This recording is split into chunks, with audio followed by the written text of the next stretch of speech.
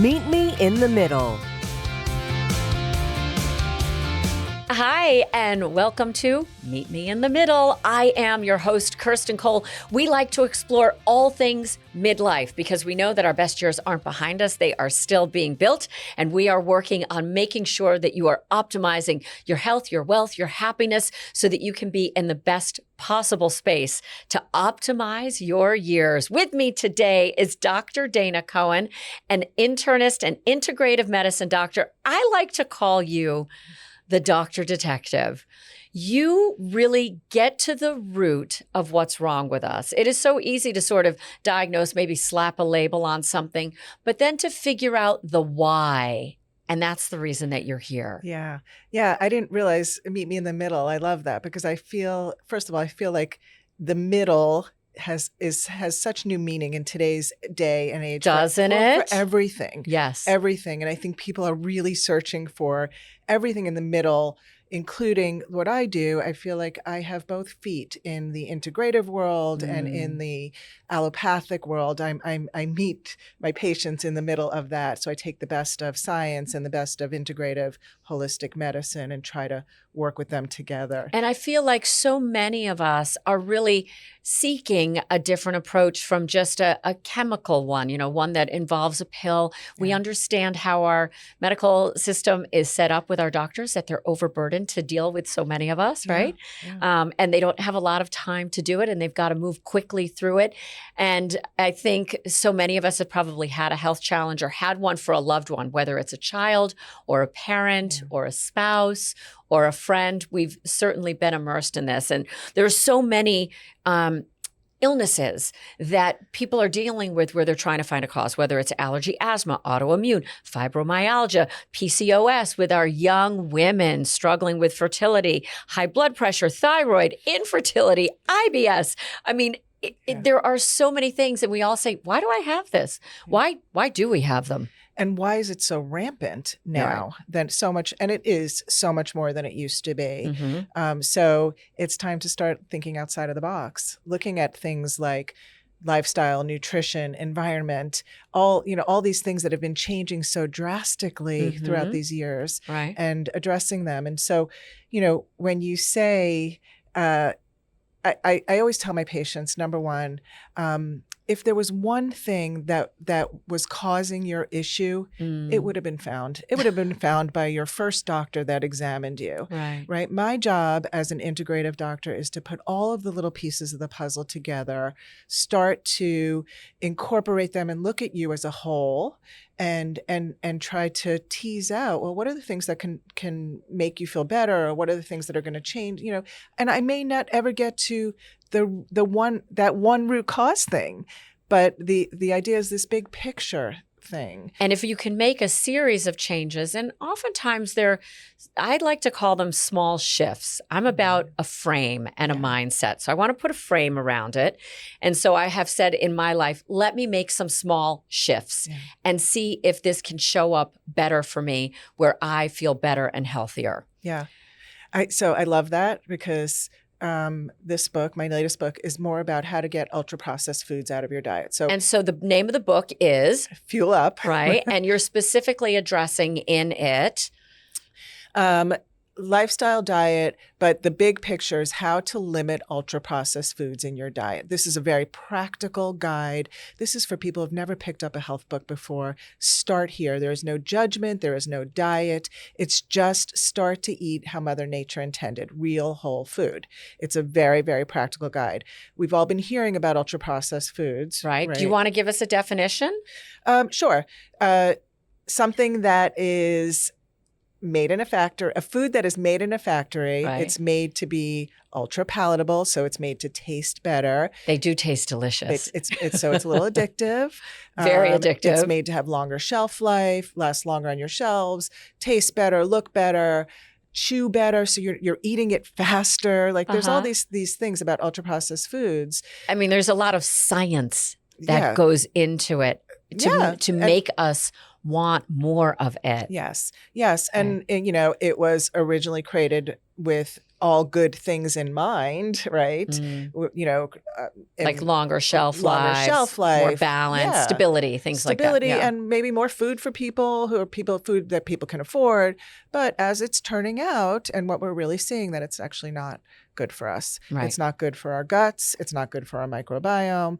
And does that just mean, when you say not good for our gut, does that mean I just have a swelly belly and maybe some bathroom symptoms that are not very palatable? Or does this have wider ramifications across my entire physical system from head to toe? Well, that's what we're finding out now. Right. It's really pointing to that, including not directly causal yet. We don't know that for sure yet, but causal of chronic diseases like diabetes and those kind of things. So not directly causal, but Adjacent. So chronic diseases. But IBS, yes, we know can make it worse. Inflammation can make it worse, disrupting our gut microbiome. So lowering the numbers of that good bacteria, and specifically these short chain fatty acids that we need so much of, we're not getting enough of. We're not feeding that good bacteria to make those short chain fatty acids. And it's so important because the gut, as we are coming to learn through science, through studies, is really the foundation of how our immune system works. Yeah. And it's really our second brain. The way our gut is showing up in its health is reflected in how we're feeling, our anxiety, our depression, possibly our dementia, all of these things are they're together. Yeah. And it's always the first place to look. If you have some kind of chronic illness that no doctor can find or think about, always start with your gut. Always start with your nutrition, looking for more nutrient dense foods, more polyphenols, more fiber, more real whole food that Mother Nature intended us to eat. And the truth is, we're not going to have zero ultra processed foods in our diet. No. It's not going to happen. Right. But every small step that you take in that direction of starting to limit those ultra processed foods will have massive impact in your long-term health. I mean, that is a big, bold statement. But it's certainly one that good. I'm glad you stand by it, because I'm definitely a believer in that space. Yeah. But this is something that we all as a society need to come to grips with. And especially because we're seeing the ramifications of it in our current young generation, right? We're seeing higher rates of, we never saw diabetes in children and pre-diabetes in children, but we're seeing just skyrocketing rates of that and of obesity and being overweight in America. And no longer is this just a Western disease. We're seeing it across the globe as we export these foods around the globe.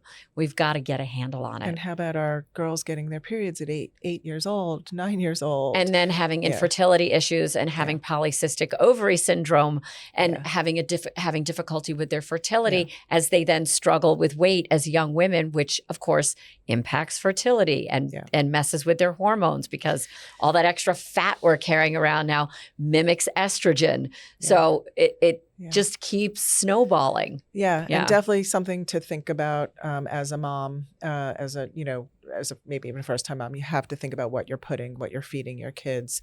What you're feeding yourself in pregnancy, and then what you're feeding your kids. Yeah. And I do think that is the first step that we need to start taking. And a lot of people are talking about, some of the bigwigs are talking about this, the Mark Hymans of the world. And, I think that, thank goodness, because. And even the way we're approaching our food pyramid here in the United States, I know that there's a lot of controversy surrounding RFK and the way that things are shifting. Yeah. But there's also a lot to be unpacked from that. And we all need to listen, especially if we're sick and tired of being sick and tired. Yeah. Yeah. Yeah. So I want to take a beat here. We're going to come back, and not only do you have the book on fueling up, you wrote a groundbreaking book on hydration, which is another huge component of this. And we're going to get a little bit farther down the road with some real world solutions for people. So we're going to take a little bit of a break. We're going to reset. We want to come back on the other side when Meet Me in the Middle helps you to unpack your chronic disease and help you find solutions for living with, beating it, and optimizing your next set of years.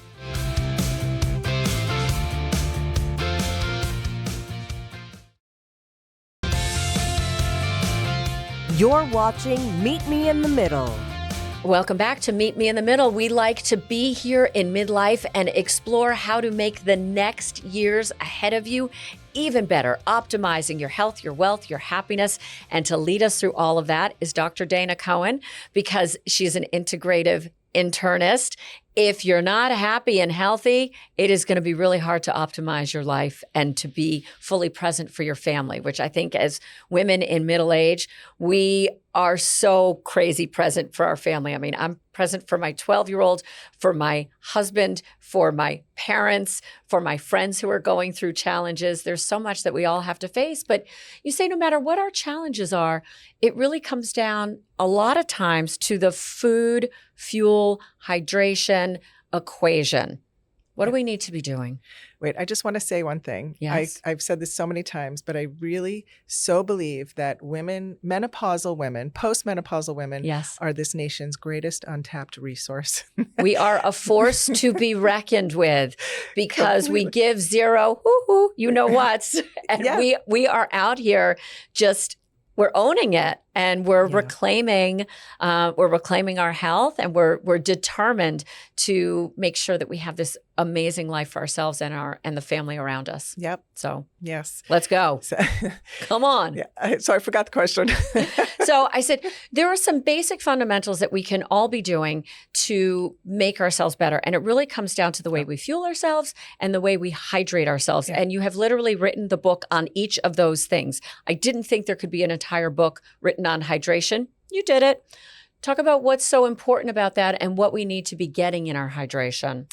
Yeah.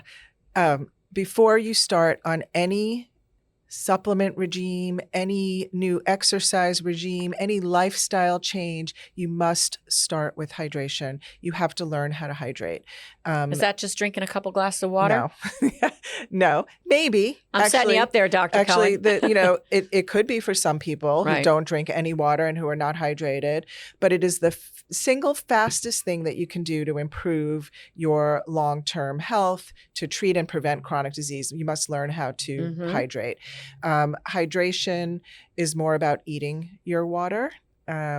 And Meaning you want us to get fruits and vegetables that are heavy in water and also throw some fiber and nutrients in there. that hold it Ba-bam. in, that hold that water in. Okay. Yeah. And then we have to move. Movement is a form of hydration. It's how hydration gets distributed throughout our body, which is an interesting concept because we used to only think that fluid gets moved via blood and lymph. Right. We now know that fascia, that connective tissue that surrounds every cell, every organ in our body, works as a hydraulic pump.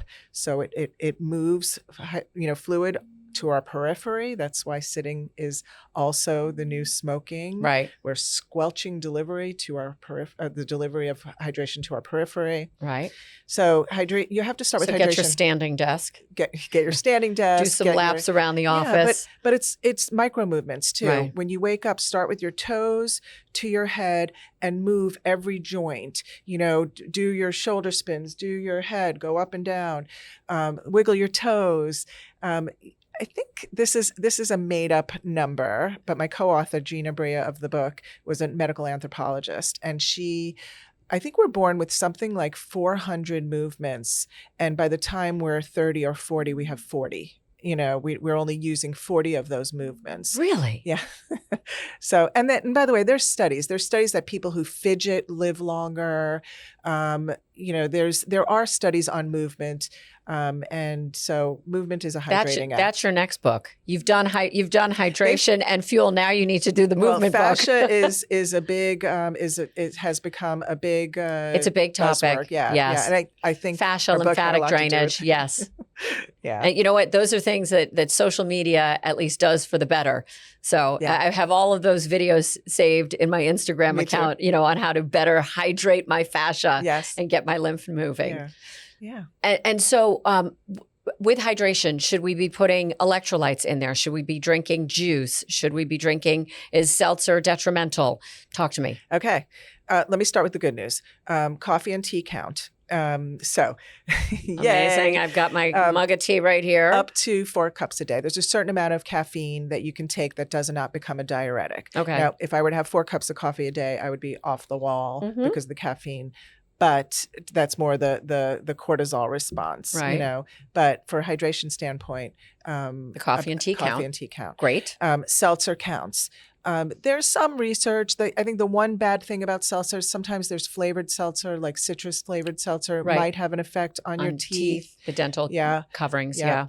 But if that's the only way you like water, drink it and maybe rinse your mouth afterwards, and don't have it flavored with lemon or lime or citrus. Right. And then what about electrolytes? I'm a big proponent of electrolytes. Yeah. I'm an athlete. I work out. I love to support myself with those thoughts. So I think there's great research that if you're sweating and doing your Bikram yoga, then you should replace your electrolytes.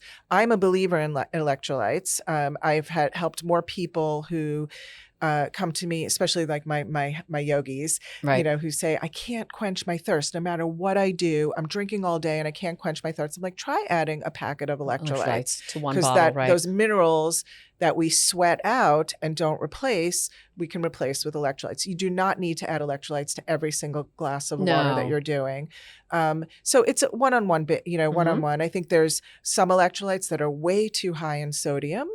There are those that, and those should be used solely for endurance athletes or something like that. But there are some basic electrolytes. I'm on the board of one called Cure Hydration that follows the World Health Organization of an oral replacement solution, electrolyte replacement solution. I've had people literally consume too much water and they flush everything out of their muscles. And then when you get to a point where you're really asking a lot of your body, if you're like I do tennis tournaments and things like that, you'll bonk. Your muscles have nothing left to give. So you need to know what you're asking of yourself. And there is such a thing as overhydration too. Yes. Too much plain bulk water. Yeah. And the symptoms are the same as very similar to dehydration and overhydration.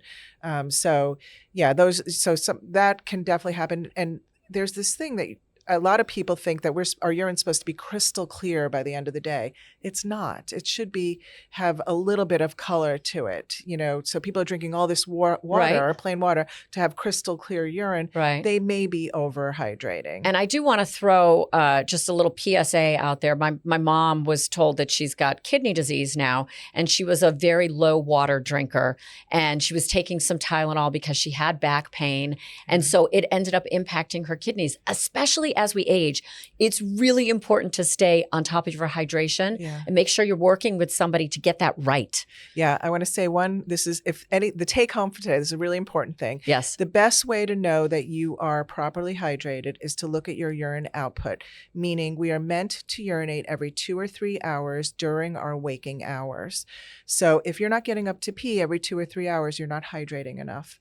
That's a good rule to follow. I'm glad we got to talk about pee time and pee color here today. Let the record show.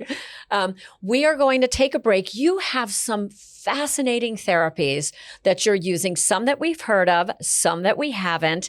And so I want to delve a little bit into that because you've got a really cool toolbox as an integrative internist. So when we come back on the flip side, we're going to take a look at different ways that you may be able to assess yourself and also improve your overall health by taking a deeper dive than maybe you'd ever thought of before when we come back on Meet Me in the Middle.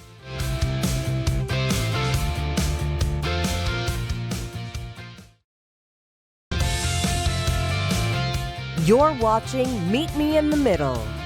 Welcome back to Meet Me in the Middle. I'm your host, Kirsten Cole. We are exploring all things midlife and optimization because while we have some years behind us, we know that the best are in front of us. Health, wealth, and happiness is what we're building here. Dr. Dana Cohen is with me today, an integrative internist. I have done a full exploration with functional medicine doctors and done some really interesting tests to get insight into myself and my health. I've done the Dutch urine test. I've done food sensitivity tests. I've looked at my cortisol levels. Talk about how you like to deploy tests in your detective work to get to the root causes of what's impacting people to help them on a journey to wellness. Yeah, well, I love data. And I think anything that I can show to a patient that's going to help them make some changes is really good and really positive. Sometimes seeing in black and white. Seeing in black and white helps. I will say testing can get really expensive. Right. So that is a barrier for many people. Sure. So there's many things that I do that I will start maybe, for example, we're going to talk about a toxic burden test, right? So this is a test that looks at things like heavy metals and forever chemicals and mold and mycotoxins in your blood.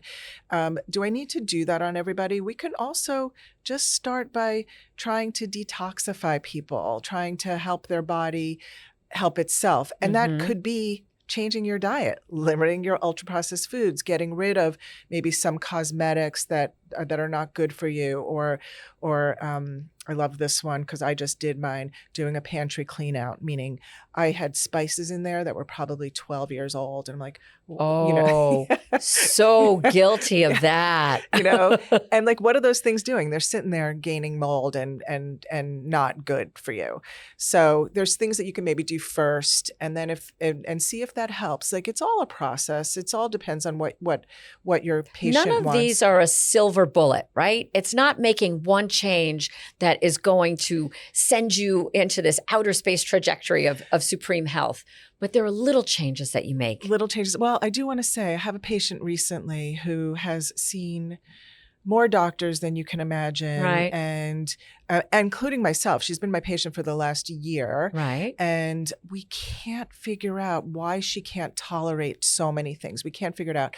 I finally did a total toxic burden on her. And she had, and this is somebody who eats cleanly, right, who does everything right. She had an unbelievable amount of toxins in her. And I think, this is still early stages, but I think where we're going to go with her is on her detox pathways, like helping her very slowly because she can't tolerate a lot. Right. She can't even take things like NAC or something, which can help our body make glutathione, which is our major antioxidant. Right. So we're going to start with infrared saunas with her. Okay. Maybe something that she can start sweating it out a little bit. And then now we have a test that we can follow. So I think that this may be a real answer for her. We'll see. Time will tell. But none of it is the perfect one thing.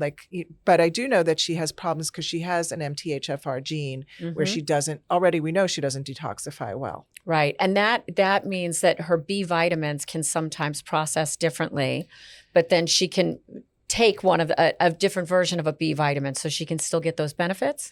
Yes, maybe. Right?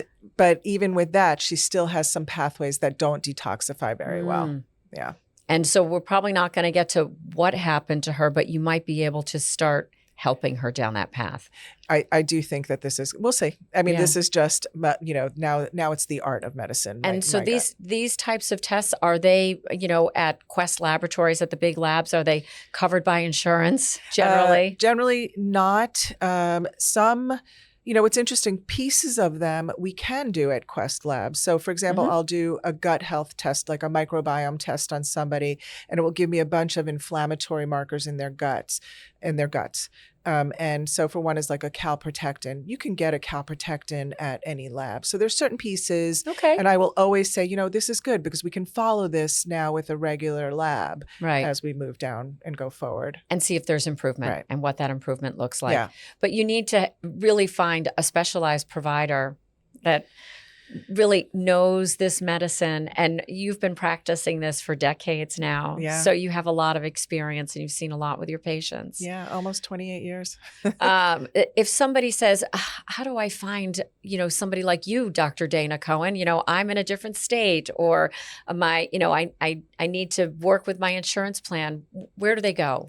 Well, nowadays, word of mouth is still the best thing, especially because everybody knows functional medicine. It's become so huge. It's a very different playing field than when I was there. Right. But there's great organizations, ifm.org, the Institute for Functional Medicine.org. You can search by your zip code for like-minded doctors. acam.org is another one. I was on the board of ACAM, acam.org. Again, search for like-minded doctors by zip code. Right. Those are two really good resources to start with. Be curious and don't give up.